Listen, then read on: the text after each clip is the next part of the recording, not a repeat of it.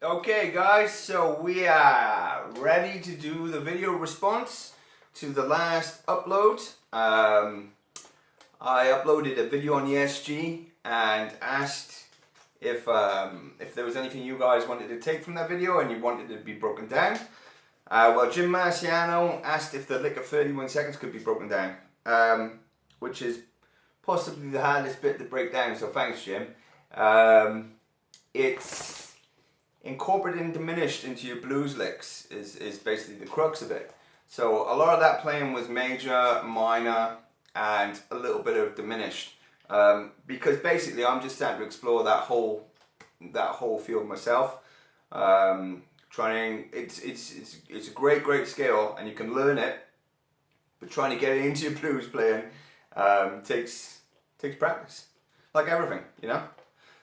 So yeah, we are going to go straight into it. I'm going to play it today on the Harmony Stratotone, purely just because it's standard tuning, and if there's any of you guys out there watching this, it's going to be a lot easier to follow than when I'm on my guitar that's tuned flat, so I can call it as I see it, and it just keeps it easy.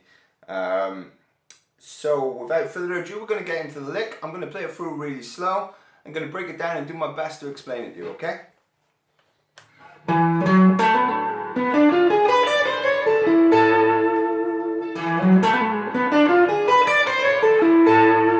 Slight variation as well, because you can place that in over the 1, or you can place it as a bridging lick to take you to the 4. I like to use it to take you to the 4, but your timing's got to be bang on, because it'll let you know if you're off.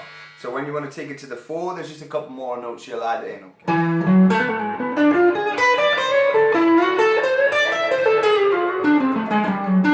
So we're at the 4 there, okay? So this would work over like a 7 vamp, 9, just like a little vamp, and because it's kind of one of those licks that is fast, kind of almost works over most things, I've found anyway. Theoretically speaking, it might not, and if there's anybody out there who wants to correct me, please do, because we all need to learn, don't we?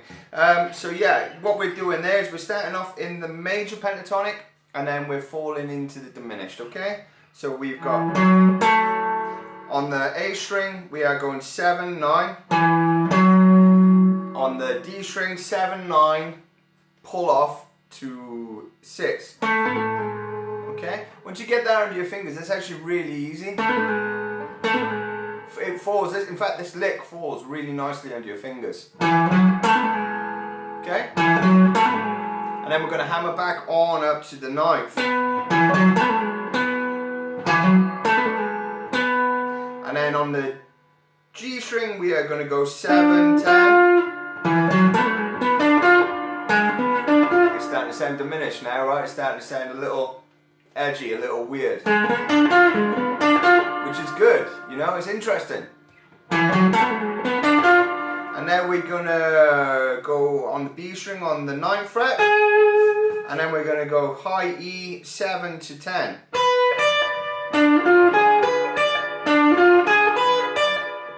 Is the same, the fingering's the same, but you're just going down through the frets. And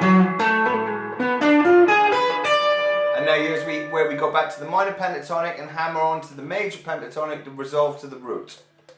That sounds kind of boring, eh? I'm going to just call out the frets. We're going to go 8, hammer on to 9 on the high E and resolve to the root on the B string.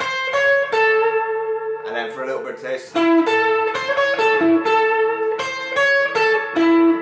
And that is a 9 on the G string back to the root, okay?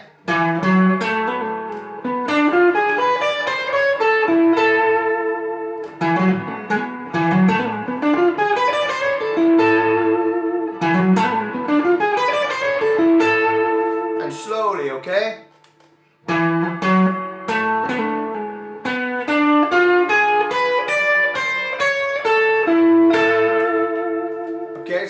So that'll keep you on the 4. On the 1, because you resolve into the root. Depending where you want to place it, that's fine. You can also use it as like a bridging lick, which will take you really nicely into the 4.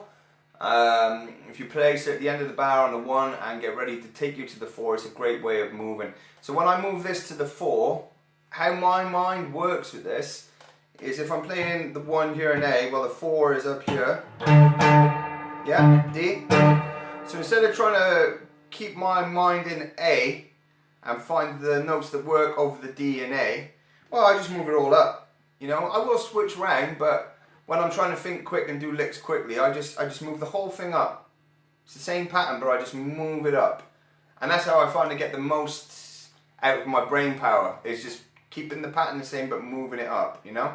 There are little notes that fall in between that connect them, but for the most part, when I move to that 4, especially in licks like this, I move the whole pattern from the 1 up here. And I'm going to take it to the major pentatonic in the 4 position, okay?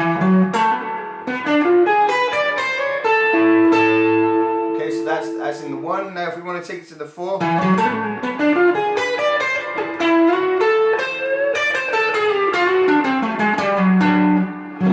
in the 4 there, okay?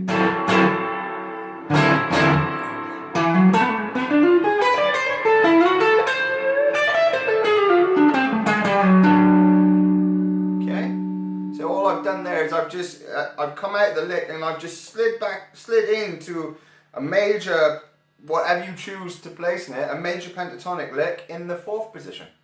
Okay?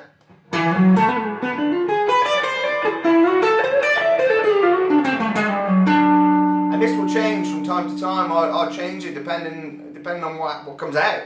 You know, so it changes all the time. But the main part of the lick is obviously the first bit. But the way I get into the 4 may change almost every time I play it. So that's down to you. You know, study your pentatonics and interpret it however you want to. But the way of bridging that and snaking up the fretboard to get to the 4th position remains the same. But how I come out of it often changes.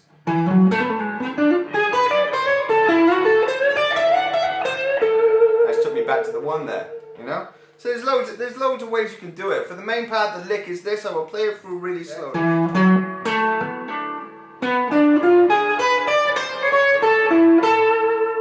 So it's a real clever lick, you know, upon it, just from all those wasted hours, trying to incorporate the diminished into my playing.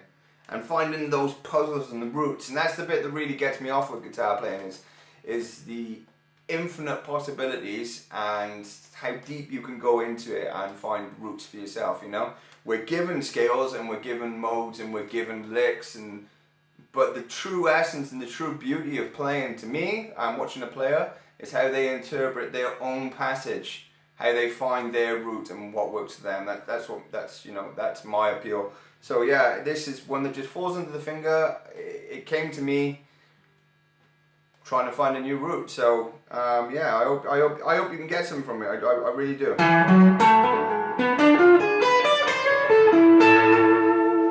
Okay. So if there's anything else if you like these kind of lessons with more talking and more thought process, I'm keen on doing it. I've just always kind of just uploaded the music and never really thought about the speaking. I think it stems from watching YouTube clips when I first started out and watching people getting pissed off about people speaking, and I was like, I don't want to be that dude who speaks all the time. I just want to play my guitar, you know? But maybe I've done too much playing and not enough thought process. So if you like these kind of videos, I'm going to start, if you like them that is, I'll probably start doing more.